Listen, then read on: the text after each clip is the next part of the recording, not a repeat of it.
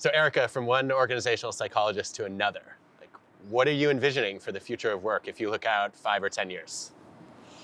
I wish I knew. I think what I envision is that things will continue to change. So we've seen a really abrupt change in the past couple of years, and I think we're going to continue to see change, but perhaps not at the same pace. I think we're going to see some instances where companies or industries feel a need to engage with their employees differently from how they did with the pandemic, but we don't necessarily know what that looks like. We may see some companies or industries who want to go back to the way it was before the pandemic. That may or may not be a viable approach.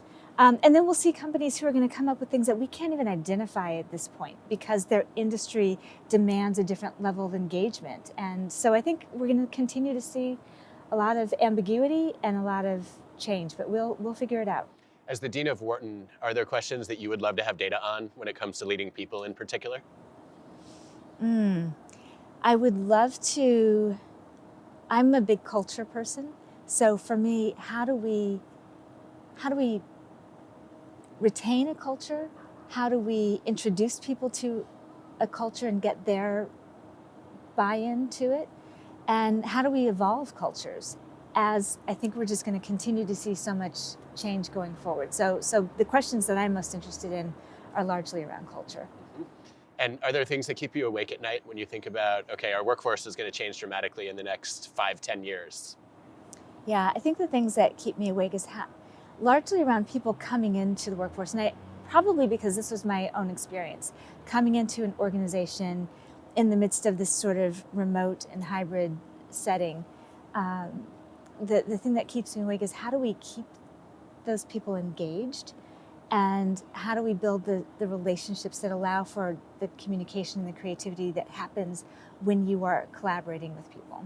As we gear up for the conference today, we're going to be talking about leading and collaborating remotely. We're going to spend some time on leveling the playing fields. What should we be thinking about and curious about right now? Yeah, so I think we are at a particularly interesting juncture in work history, frankly. And in 2020, we saw sort of the racial reckoning, and then we also saw the pandemic. And those things have collided in a way to bring forward vulnerabilities of individuals and organizations. And so I think this is a conference that can help illuminate for us how do we level the playing field so that people of all backgrounds and all skill sets and all capabilities are able to leverage the technology that we now have and are able to leverage data and information and analytics in ways that we'd not considered before. And again, being at a school like Wharton, this is a nexus for where those kinds of insights can happen because of the strength of our faculty and the resources that we have around analytics. So I think if there's anything that is more crucial than understanding how to have a capable, skilled, engaged workforce, I don't know what that is right now. And I think we're seeing it with whatever we're calling it, the Great Resignation, people making different choices. Yet work has to continue. And how we think about work in the future, to the point of this conference, is only going to become increasingly important. And I think one of the important things that we can do is start to learn from the choices that they're making. Do we really ask employees, why do you want to work at home? And then how do we structure an engagement that allows for them to get what they need, but also allows for the organization to get what it needs?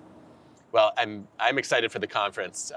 Obviously thrilled to have a chance to host it at Wharton, and I hope that the future of work is going to suck a little bit less than the past did. At the very least, let's hope for that. It's a low bar, but we can do it. Thank you, Adam. Thanks, Erika.